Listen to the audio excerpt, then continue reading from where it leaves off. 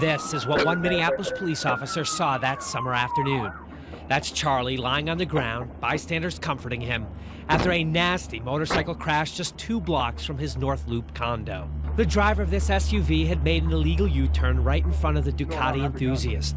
Charlie's lower left leg was shattered.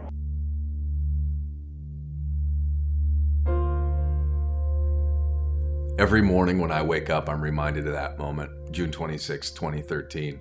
Lying on the sidewalk, bleeding, excruciating pain, scared, confused, alone, even though there's people around me.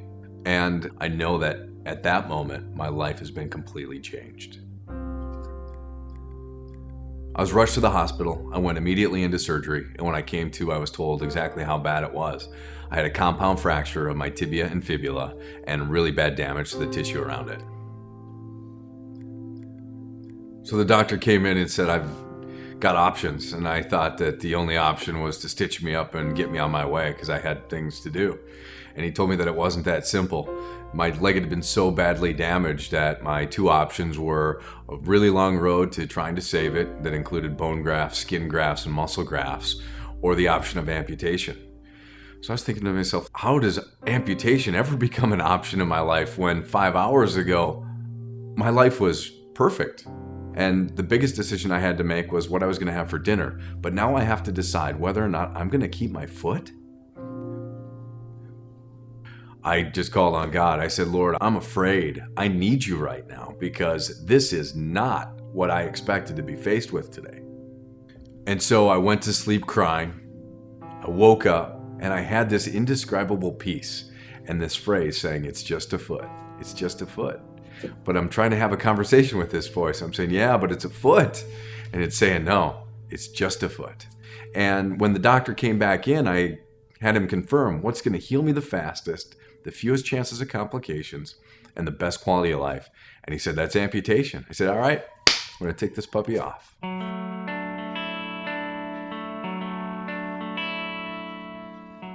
Once I decided to have the foot removed, it could have gone one of 2 ways. It could have been a pity party. It could have been sad and angry and wanted sympathy, or it could be a celebration.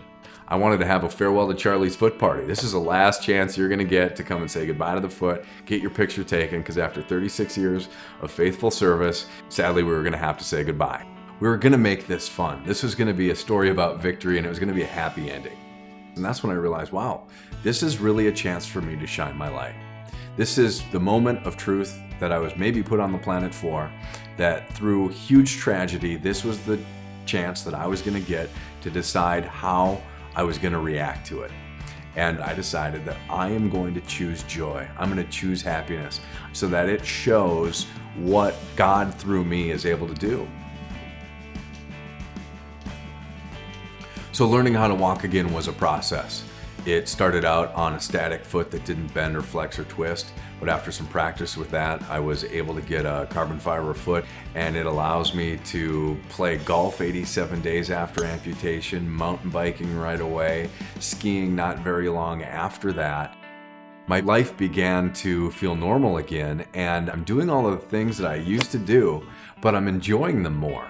I now appreciate the richness of so many of the things that I was missing before. And so I feel like I'm going through life now more the way that I was meant to go through life. So looking back, it's very clear to me that a serious faith had prepared me for this life-changing event.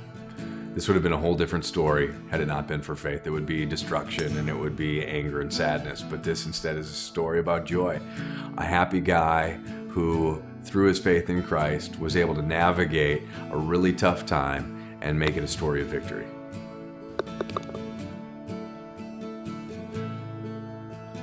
I like the guy that I was before the accident, but this whole episode has really revealed something in me that I'm really thankful to find, and I love the guy that I've discovered after it.